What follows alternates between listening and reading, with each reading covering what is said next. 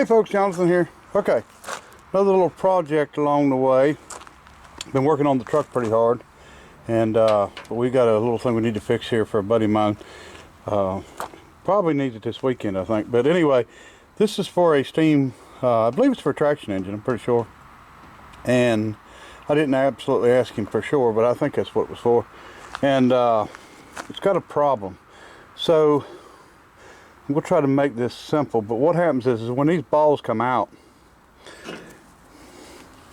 this gets shorter on top. When it gets shorter on top, it pushes this rod down, and it pushes against this and against this rod and into this valve, and this valve actually goes down and closes off the steam. So it has to actually, and then it slows down. Of course, when it slows down, the balls come back in. When they come back in, it gets longer and it opens it back up. So of course that's how it governs it. It gets to a happy medium where you want it at, and that's why you how you keep your speed right. And then if you load it with anything and it pulls it down and slows it down, then the balls come in, it speeds it back up, and makes your engine have more power and come back and run faster. And you can see the travel here. It looks like about an inch to where this comes down when these balls come out. Okay. So what happened to this one? So this rod slides down the top and fits down inside right there. Okay, fits down inside of here. And what happens is when this opens up and this pulls down with it. And when this pulls down, it's supposed to pull this rod down. The problem it's having is the top of it's broke. So instead of pulling the rod down, the rod is just slipping up through, and it's not working. So what has happened is from, I'm assuming, lack of oil. It's just over the years worn. Now we're talking about a 100-year-old piece of equipment, so stuff's going to wear.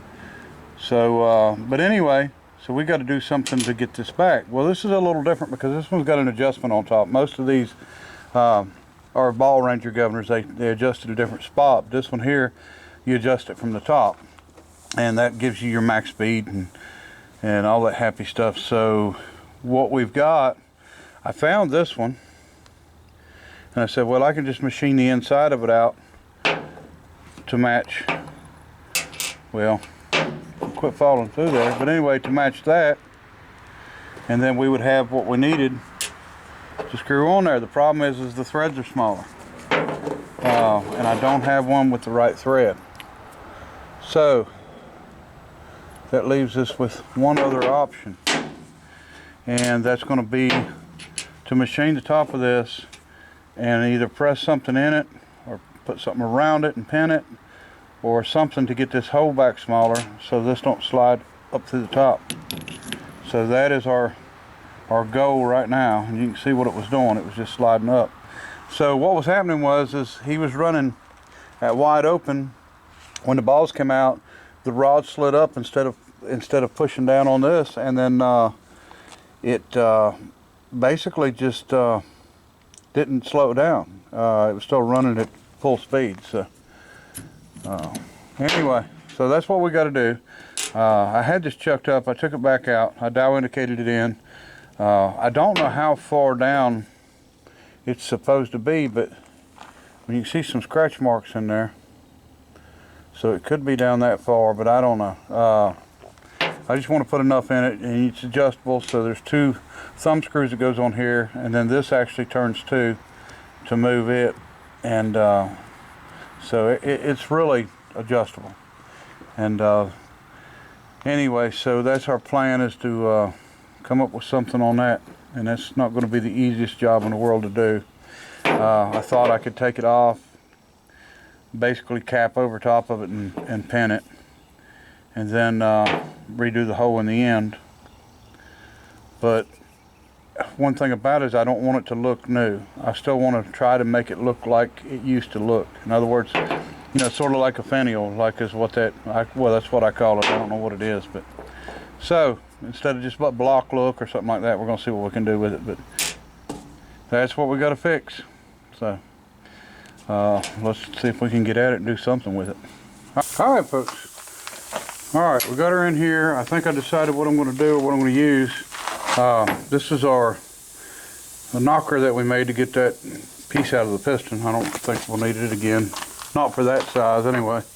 So I think what I'm going to do is I'll end up turning this down on the outside and actually putting a cover over top with the right size hole and everything in it, and I'll try to machine it to make it look decent, and then we will I don't know whether I want to make it upside down or right side up, but anyway, then once we get it on there, we'll probably drill it, and I'll run some pins in it. We won't drill it all the way through because we don't want it to come protrude through, but we'll put it in far enough to pin it, and then maybe cut the pins off, press them in, cut them off, and then grind them and make them look like they was never there, even though they were there.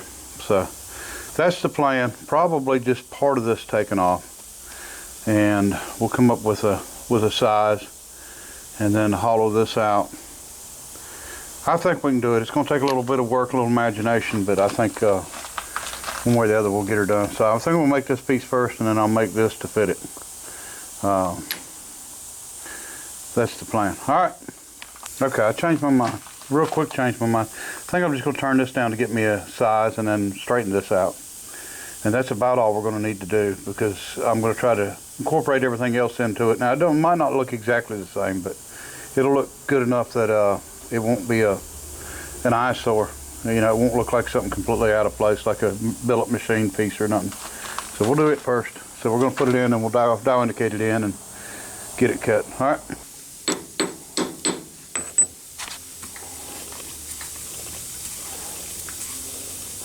Pretty close. I don't think we'll get any better than that. Let's tighten her down good and tight and see if we can machine it. 3 or 4 thousandths off on a piece of cast iron is not bad. All right.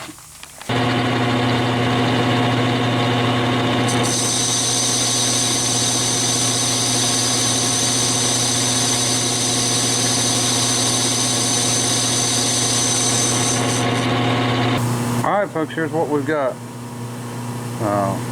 Just turned it down flat, cut it off straight.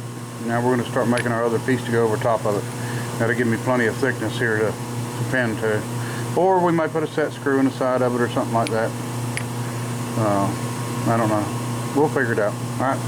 All right, folks, so what we've done is I just went ahead and done a 3/4 hole down the center, which is what this smallest opening is.